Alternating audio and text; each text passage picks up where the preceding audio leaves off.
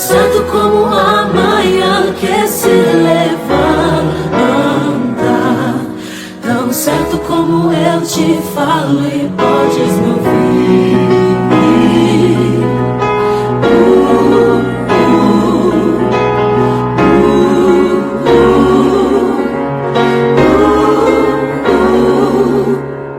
Deus está aqui, aleluia, tão certo como o ar que eu respiro, tão certo como a manhã que se levanta,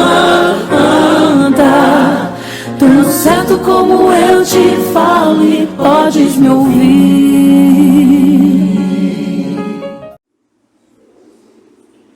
Boa noite a todos. É muito bom essa casa de oração, essa casa de Jesus, a energia que era, e é bem interessante como o Dino acabou de dizer sobre essa harmonização que desde o primeiro dia, desde o dia quando nós acordamos, a espiritualidade já prepara. Existe um livro bem interessante da professora Sueli Caldas-Schultz. Ela fala das dimensões espirituais do ser espírita. E o que nós não imaginamos, nós não temos noção da complexidade que existe por detrás de tudo isso. Desde o primeiro momento, desde os sistemas de segurança que a espiritualidade prepara. E é interessante também que nessa obra, ela cita, por exemplo, um trabalho que o Dr. Bezerra de Menezes e André Luiz foram no Centro Espírita São Francisco de Assis. E lá eles falam no momento da palestra, em que o tratamento não começa apenas no início da fluidoterapia. E que no momento das palestras, nesse momento aqui da harmonização, a espiritualidade, os médicos espirituais, os mentores espirituais já estão trabalhando. E ele cita, por exemplo, a interferência de uma menina, de uma jovem adolescente, que tem uma mediunidade ainda precisando ser trabalhada, né? E ele já começa a trabalhar. Então, na verdade, nós já começamos o dia. E vocês sabem, parece que no dia que eu combino, pessoal, hoje eu vou no centro, tudo acontece para a gente não ir ao centro, né? Então é interessante, porque no processo, quando nós falamos do processo de cura, processo de tratamento, nós não podemos esquecer que os nossos irmãos nos acompanham. E muito das questões espirituais, dos nossos problemas, das dores, ela vem acompanhada. E os nossos irmãos que nos acompanham, a espiritualidade permite para que eles possam vir também receber o tratamento. E a importância do Evangelho e da palestra é interessante, porque ela opera a reforma. Porquanto, de nada adianta nós fazermos toda a fluidoterapia se eu não operar a reforma íntima, eu não mudar a minha faixa de vibração, não mudar a minha conduta, não vai surgir efeito. Os irmãos não estão na esquina. E a palestra, o Evangelho, a prece, isso aí, permite, melhora consideravelmente o nosso tratamento. Chico, certa feita, ele fala o seguinte, que a casa espírita é um hospital, uma escola. E o hospital, quando nós viemos aqui buscar acalento para as nossas dores. E uma escola, quando nós viemos aqui aprender, renovar, aprender a trabalhar, procurar melhorar. E esse é o objetivo do Evangelho, da palestra, de melhorar. Então, quando nós estamos falando de uma casa onde muitos vêm, vem buscar acalanto para as dores, às vezes o tratamento espiritual é interessante, nós começamos a compreender como que as coisas funcionam. Essa é a fé raciocinada. Essa é a fé raciocinada que tanto se fala na casa espírita, que a gente vive divulgando, essa fé raciocinada, é essa fé que nós possamos compreender. E esse é o objetivo de hoje. Nós não vamos falar hoje sobre fé raciocinada, nós não vamos falar hoje sobre fora da caridade não há salvação, para que nós possamos compreender isso, pode ser objeto de outro dia. falo. Mas hoje nós vamos falar sobre parábola do festim de bodas, né? Lá na parábola de Mateus. Porque é interessante nós começamos a entender essa parábola. E antes disso, eu estava olhando uma passagem, uma mensagem que estava passando aqui. Vou chamar o estagiário. Melhorou, né? Como melhorou? Era a mensagem que estava passando aqui. Nos ciclos mais elevados do espírito, o trabalho não é imposto. A criatura consciente da verdade compreende que a ação do bem é justamente as leis de Deus e a elas se rende por livre vontade. É interessante porque isso vai nos ajudar a aprender aquela parábola de Jesus sobre a festim de bodas, né? O festim de festa, o casamento, né? Vamos lá, que a gente vamos no que está no Evangelho. Se diz a palavra. Falando ainda por parábolas, disse Jesus: o reino do céu se assemelha a um rei que, querendo festejar as bodas de seu filho, despachou seus servos a chamar para as bodas os que tinham sido convidados. Estes, porém, recusaram-se. O rei despachou outros servos com ordem de dizer da sua parte aos convidados: preparei o meu jantar, mandei matar meus bois e todos os meus cevados, tudo está pronto, vinde às bodas. Eles, porém, sem se incomodarem com isso, lá se foram, um para a casa de campo, outro para o seu negócio. Não deram moral no convite dele. Os outros pegaram dos servos e os mataram, depois de lhe haverem feito muitos ultrajes. Sabendo disso, o rei se tornou de cólera, mandando contra ele seus exércitos, exterminou os assassinos e lhes queimou a cidade. Então disse a seus servos: os festim das bodas está inteiramente preparado, mas os que para eles foram chamados não eram dignos deles.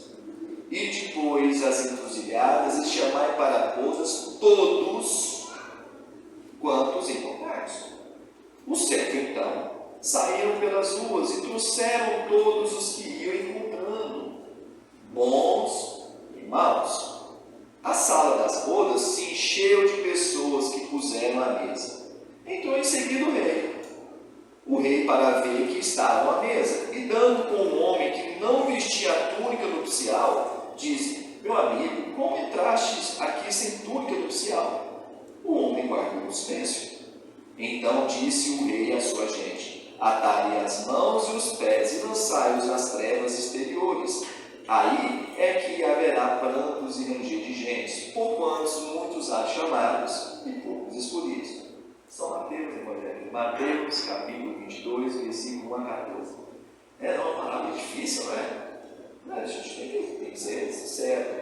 Mas é interessante, quando nós colocamos, quando começamos a estudar o Evangelho, quando nós colocamos os princípios da doutrina espírita, tudo na nossa vida, principalmente quando nós olhamos as questões do aspecto espiritual, sobre a imortalidade da alma, tudo começa a fazer sentido. Quando nós começamos a compreender certos princípios, em que a doutrina espírita veio a reforçar, ressaltar, como o princípio da imortalidade da alma. Quando eu começo a olhar as coisas de que eu não sou um corpo, de que eu sou um ser espiritual que tem um corpo e não um corpo que tem um espírito, uma vez feito esse corpo, a minha vida continua, começa a fazer mais sentido. Quando eu entendo, quando eu começo a olhar as questões que Deus é bom, soberano e justo, e Deus te ama tanto, que Ele fala assim: filha, faz o que você quiser na sua vida. Só que é o seguinte: o que você fizer, você vai colher, porque Deus é bom, soberano e justo. Então, e aí também quando nós começamos a compreender sobre o viés espírita, sobre o viés da mentalidade da alma, que tudo tem uma causa. Agora, quando eu olho que às vezes pode ser dessa vinda ou numa vinda anterior, as coisas começam a fazer mais sentido. Essa minha fé reforça.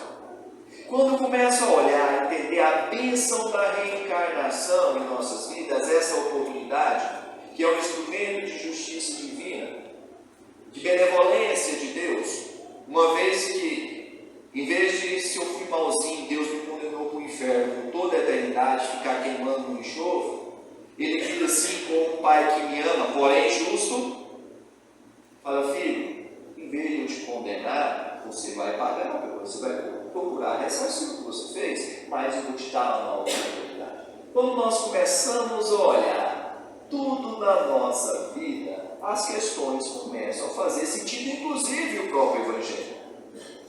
E onde Kardec veio trabalhar no livro Evangelho segundo o Espiritismo. Porque o Evangelho segundo o Espiritismo, essa obra, ela é uma obra peculiar. Enquanto nós temos no livro dos Espíritos, um livro que é a resposta dos Espíritos, em que o professor Rivail Desirard, membro da Academia de Artes da França, homem de ciências, homem culto, discípulo de Pestalozzi, ele utilizou de mais de 1000 cartas, de mais de 1000 centros, em vários lugares do mundo, e organizou isso aí, fazendo as perguntas, que é o livro dos Espíritos, o professor Desirard Kardec, hoje nome Kardec. Quando nós começamos a entender que o livro dos Espíritos é a resposta dos Espíritos, e o Evangelho é um livro misto, o Evangelho segundo o Espiritismo é um livro misto, tem passagens bíblicas, para comentário dos Espíritos e comentário de Kardec. Foi a obra que Kardec verificou: olha, eu vou tratar do ensino moral do Cristo, porque a doutrina espírita tem esse viés.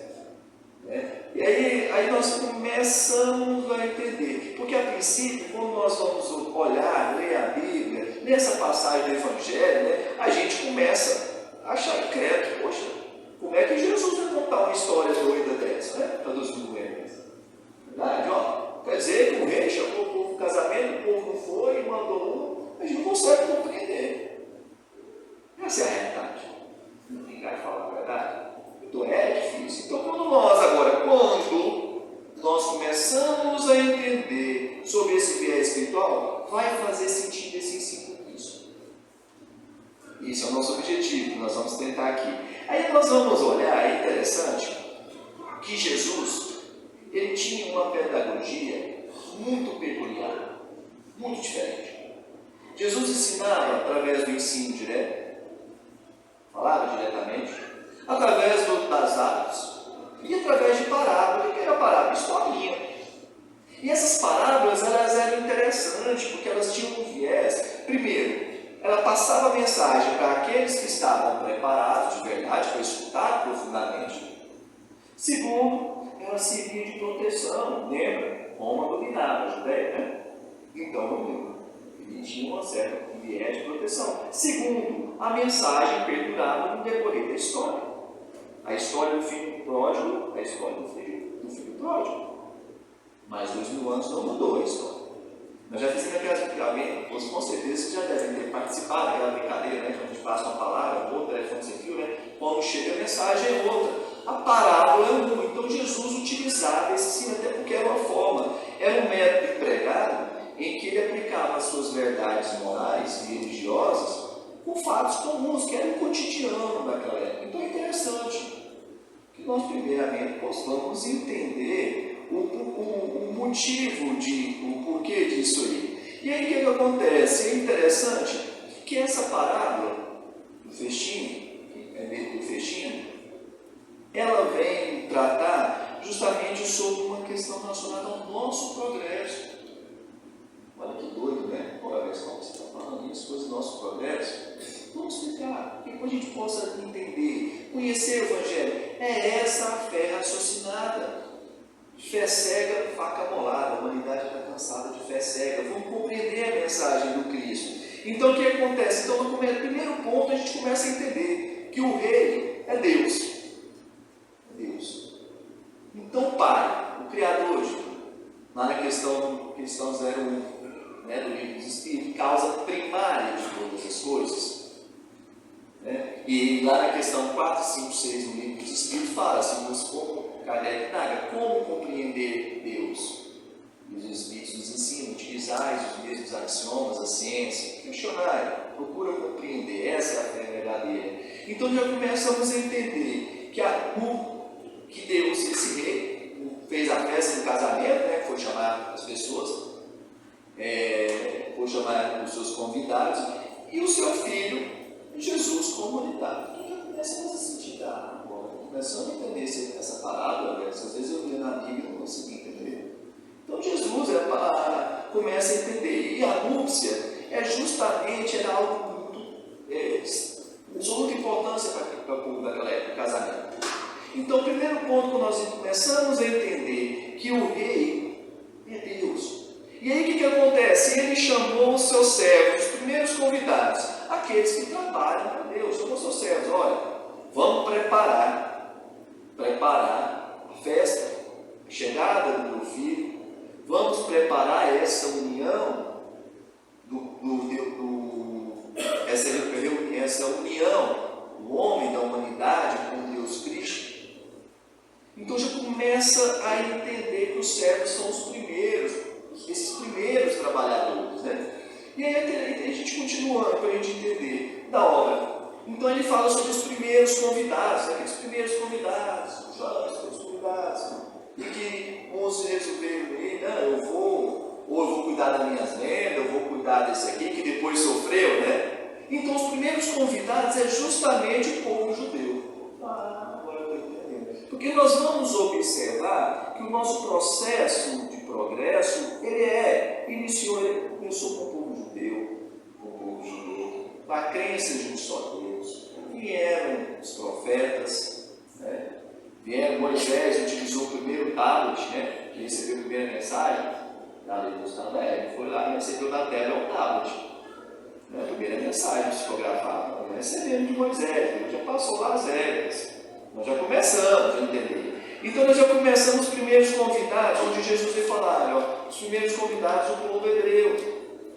E esses convidados continuam sendo feitos a todo momento, a convite são feitos, mas eles se recusaram, porque é livre, porque Deus é bom, soberano e justo.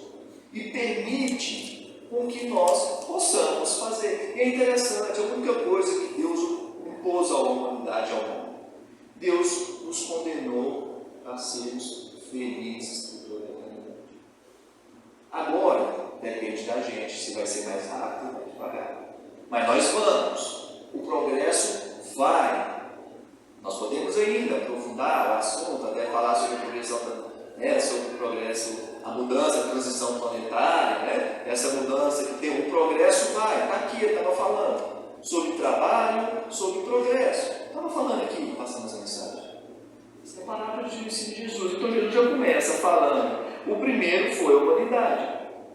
E é bem interessante que isso aí até uma obra, o Cerqueira Filho, né? Parábola terapêutica, é uma abordagem psicológica sobre as parábolas e os ensinamentos de Jesus. Não, isso é interessante. Ele vem falar o seguinte: aliás, a humanidade continua muito envolvida em questões materiais e também, no momento atual do homem, deste modo, constata-se que não adianta somente ser convidado, é preciso antes estar preparado para participar do banquete. Então nós temos os primeiros. Depois ele foi convidado. Olha, já que aqueles primeiros convidados não quiseram, vamos chamar o restante. Somos nós. Como Paulo divulgou o Evangelho, ele decidiu que não, era para os gentios. Então o que acontece? E o que é esse banquete? Então quando nós olhamos, o que é esse banquete, ao invés dessa palavra de Jesus, para que nós possamos compreender? O banquete é justamente todos os recursos que Deus provém, nos coloca gratuitamente para o nosso progresso. O progresso depende só da gente. Aí agora nós vamos fazer lá dentro. O progresso depende só da gente. E a gente escuta muito, principalmente no meio espiritista. Fora da caridade não há salvação. Fora da caridade não há... Sempre escuta isso. Mas a gente não entende. Por que será que fora da caridade não há salvação? Essa é a importância para que nós possamos compreender. Porque quando Kardec é interessante, olha a fé raciocinada, olha como que vai permitir o nosso processo de cura. Porque na questão Badoineira mesmo no livro dos Espíritos, Kardec pergunta qual o verdadeiro sentido da caridade, conforme entendia Jesus. Está lá. Os Espíritos respondem: benevolência para com todos, indulgente com os erros alheios e perdão condicional das ofensas. Então a caridade verdadeira é isso: ser bom com todo mundo, ser indulgente com os erros alheios, compreender que eu sou imperfeito, ser imperfeito, eu sou imperfeito, e que eu erro, você erra, que estou todo aprendendo. Indulgência, não me cabe a te julgar, e perdão condicional das ofensas. Agora faz sentido, porque esse pessoal espírita tanto fala que fora da caridade não há salvação. Porque se eu não for benevolente para com todos, se não for benevolente para comigo, não há salvação. Se eu não for indulgente com os erros alheios, e não for indulgente comigo, não há salvação. Se eu não perdoar as ofensas, se ele não me perdoar, não há salvação. Não é fé raciocinada.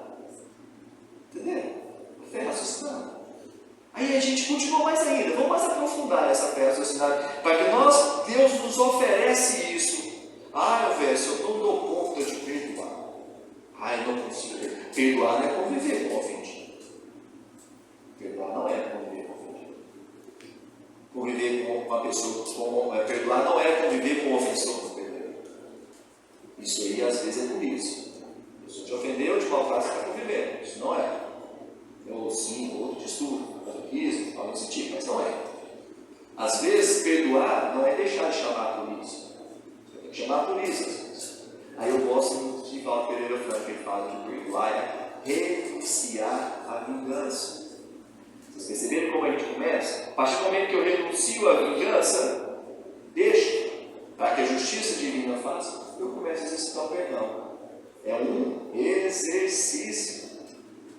Ser benevolente para com todos é um exercício. Vocês perceberam como é que fora da caridade não há salvação? Por que nós tanto falamos?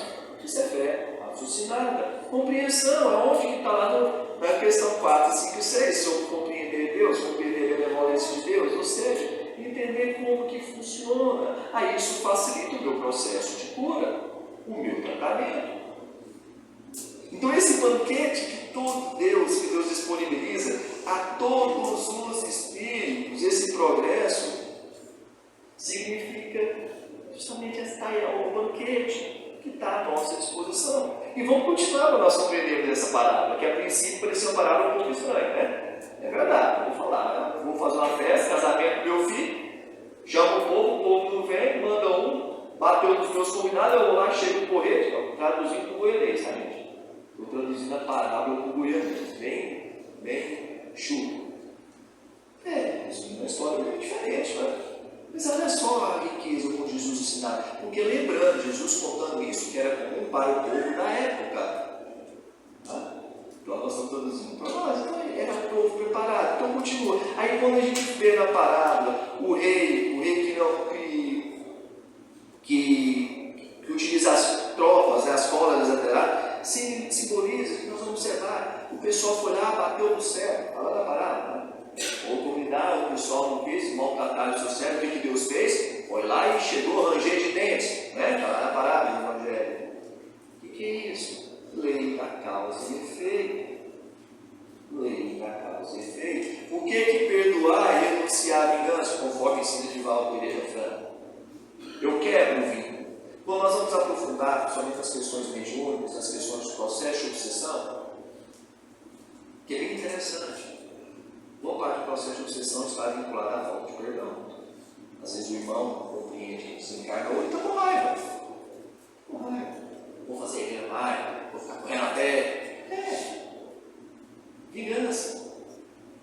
Então, quando eu começo a me renunciar à vingança, eu inicio o meu processo. E quando nessa parábola Jesus fala que ele apresentou as cordas, o que Kardec explica no Evangelho? Isso não sou eu, está no Evangelho, somos espiritistas. Kardec explicando isso. As cordas, justamente o que? Da causa e efeito. Quando eu acho discordância com as leis divinas, o que é interessante, está lá no Livro dos Espíritos também, olha, interessante. Quando Deus porque Deus é bom, soberano e justo. Disse isso aqui.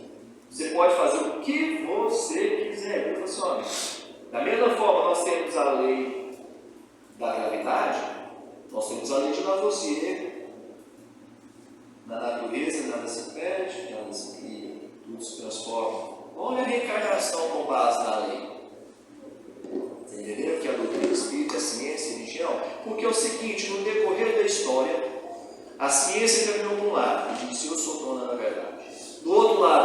religião caminhou para o outro lado. Eu sou dono da verdade. Aí vem a doutrina que fala assim, não, ciência e religião, ó, tudo vem de Deus, não se conflita. Deus é perfeito. Se Deus é perfeito, as suas leis não se conflitam.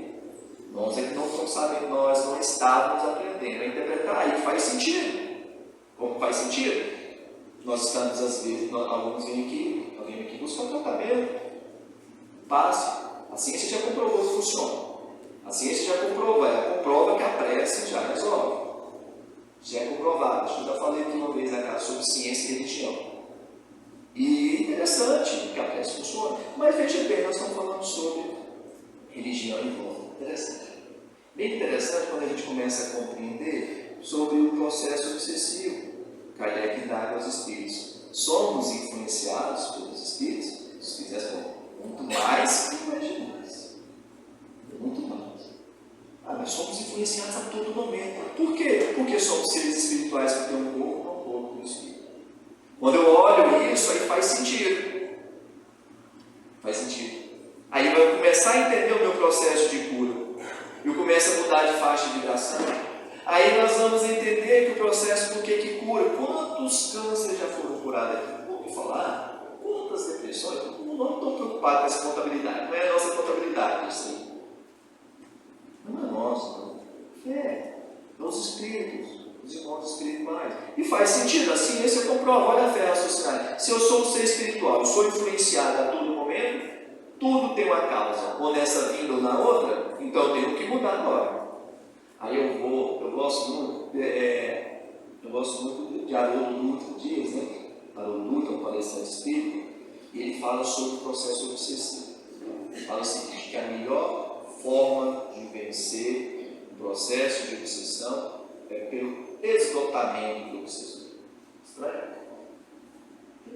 Pelo cansaço. Quer ver como funciona? Vocês vão entender.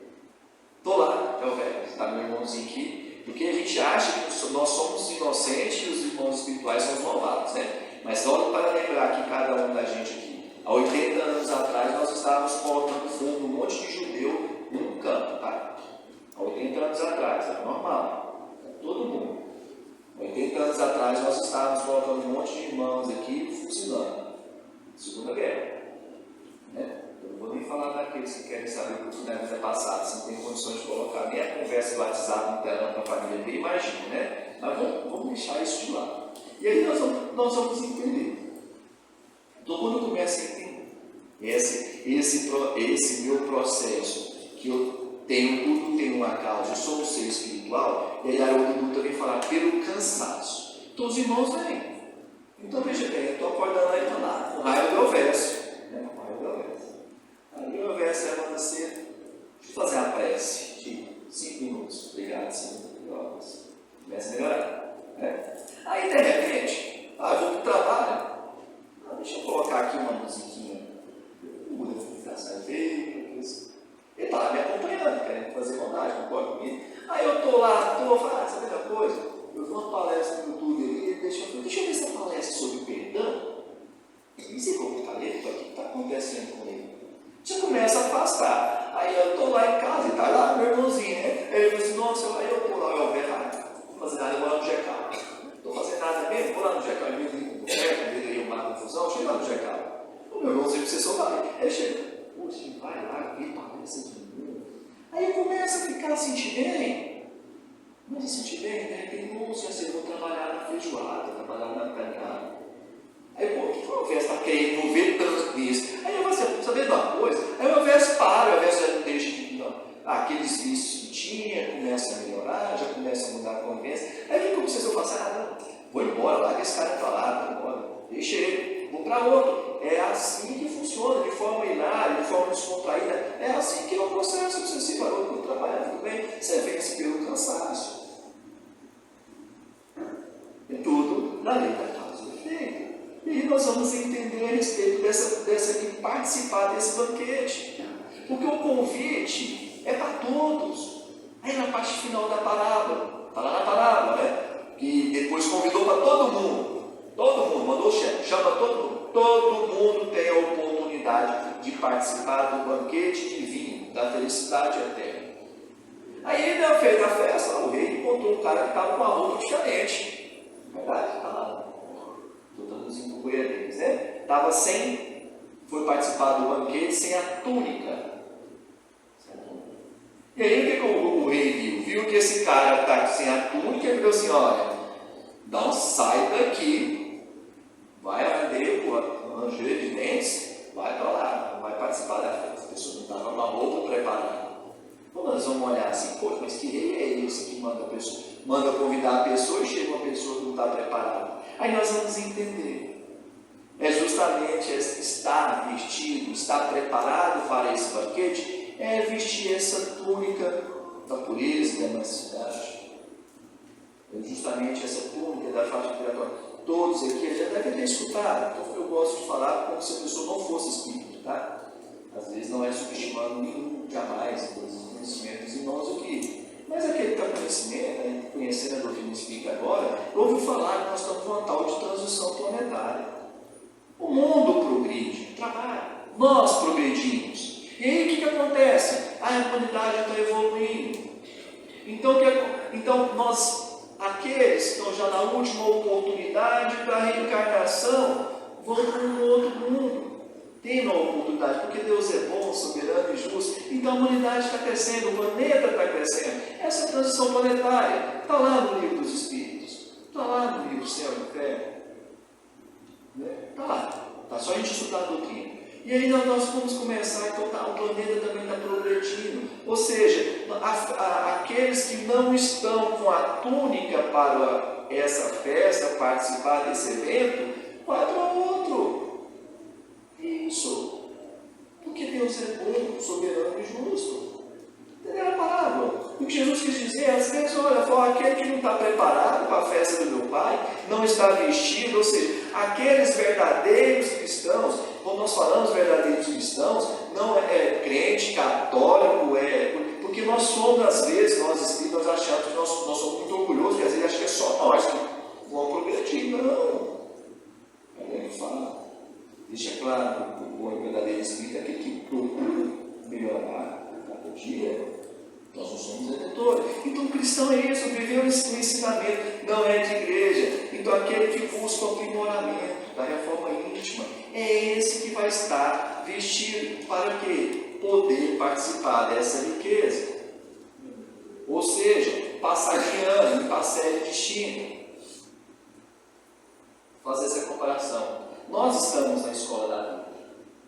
Eu estudei no colégio aqui em Goiânia, que eu lembro posso falar o nome, Ateneu Dom Bosco, lá os meninos, na minha época era maternal, aquelas coisas, os meninos tinham uma roupa vermelha, aí o primeiro grau tinha um uniforme azul e o segundo grau tinha um uniforme branco.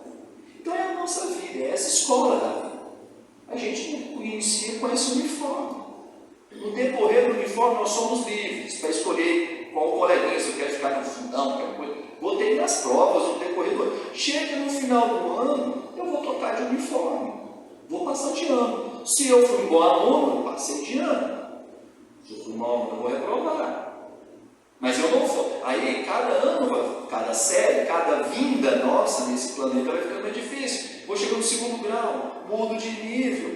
Chega no final do ano, às vezes eu reprovo, eu passo em português, matemática e reprovo em história, por exemplo. Eu não vou voltar, se eu passei no terceiro ano, eu não vou voltar para o pré. Vou repetir, às vezes com os colegas diferentes. Vou repetir as matérias que eu sou bom, português, matemática, eu vou repetir a matéria que eu fui reprovado. Às vezes eu fui reprovado na disciplina da caridade. Sim, a escola, nós estamos nessa escola. Chega no final do ano, trocamos esse uniforme. E assim é cada ano, e nós vamos progredindo até chegar no fim, no ensino superior. É isso. É racional. E Jesus é o nosso mestre. Às vezes precisamos de aulas particulares, onde nós recebemos professores tipo Xavier, Divaldo Pereira Franco, Buda. Então o progresso existe, o progresso continua. E só depende da gente. E aí nós vamos até no final do festivo dessa obra, é até interessante já para finalizar, justamente o que Emmanuel vem nos explicar.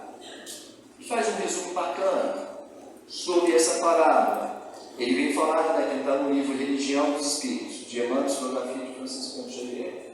Ele chama da versão prática, questão 627. É interessante, para que nós possamos compreender um viés mais atualizado a essência do Evangelho, dessa parábola do fechinho.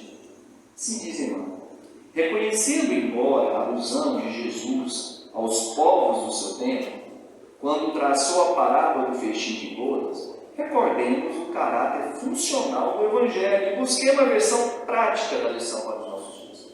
Vamos já começa, bacana, teoria, muito bonito, teologia, mas vamos pegar na prática.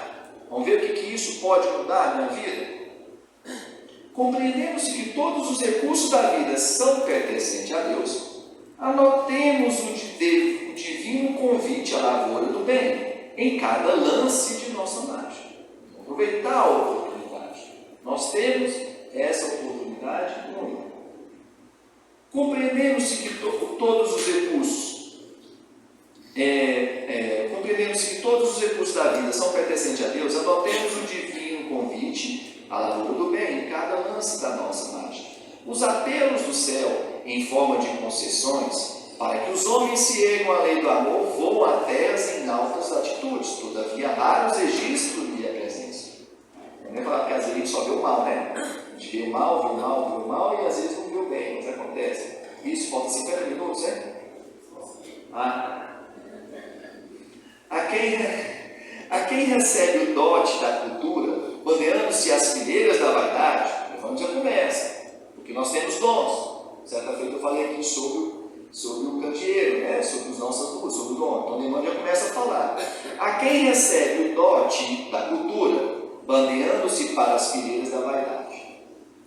Quem recolhe a mordomia do ouro, descendo para os amplos da usura. Quem senhoria os tesouros da fé, preferindo ajustar-se ao comodismo da divina malvadeza? Quem exibe talento e autoridade, isolando-se na fortificação da injustiça? Quem dispõe da riqueza e das horas, mantendo-se do desvio da ociosidade? E quem flui o dom de ajudar e mobilizando-se no palanque da cruz? Vamos falar, cada um tem o seu dom, cada um tem a sua missão, cada um tem a sua oportunidade, a forma de fazer, de agir. Quase todos os detentores dos privilégios suprimem-se com busca pureza. Contudo, quanto mais se acredita em bens da responsabilidade e trabalho, eis que surge o sofrimento do mensageiro mais justo, convocando bons e menos bons, infelizes e infelizes, credores e devedores, vítimas e verdugos ao serviço da perfeição, e sacudindo os esforços do próprio ser. O pobre retardatário anseia libertar-se do egoísmo e da sombra, consagrando-se, enfim, à obra do bem de todos, cuja exaltação é possível herdeiro celeste divino. Vamos falar, peraí, porque nós vemos, poxa, Alves, você está me falando aqui, mas tem tanta gente ruim, até esse povo que veio aqui agora, político, político de A, político de B, até eles estão recebendo as últimas oportunidades. Alguns deles vieram da Revolução Francesa, muitos deles. Então tem uma oportunidade de progredir. A oportunidade é para todos. O convite não foi para todos? Para todas? Porque a gente acha que só não, mas o convite foi para todos. Entretanto, ainda aí reportam desgostosos espíritos rebeldes, agressivos e ingratos. Para eles, porém, a vida nessa fase reserva tão justamente a cessação do ensejo, do avanço e reajuste, porquanto, jugulados pela própria loucura, são forçados na trevas a esperar o futuro que oferte ao caminho tempo expiatórios no cárcere de dor. Vamos falar, olha, todos, sem exceção, tiveram oportunidade. Agora vamos mudar, uns vão ficar, outros não. Deste modo, se a luta vos concita a servir para o reino de Deus, com a aflição presidindo os vossos novos passos, tende na paciência, companheira firme, a fim de que a humildade, com excelsa coroa, vos guarde o coração na beleza e na alvura da caridade do Cristo, que vos fará vestir a túnica da paz e o banquete da luz. Quando me fala, olha, trabalhe, seja benevolente, seja indulgente, fora da caridade não há salvação, que nada adianta você ser benevolente para com todos, não ser benevolente para com seu cônjuge, para com seus pais, para com seus filhos. Que nada adianta você ser benevolente, indulgente com os erros alheios, não ser indulgente com os erros do seu cônjuge, dos seus pais, dos seus filhos. De que nada adianta você perdoar todos os terceiros, não perdoar o seu cônjuge, os seus pais, os seus filhos.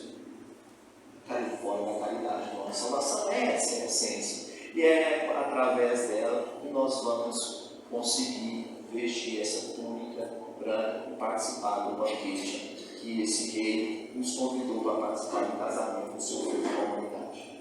Muita paz a todos, muita saúde, muito obrigado.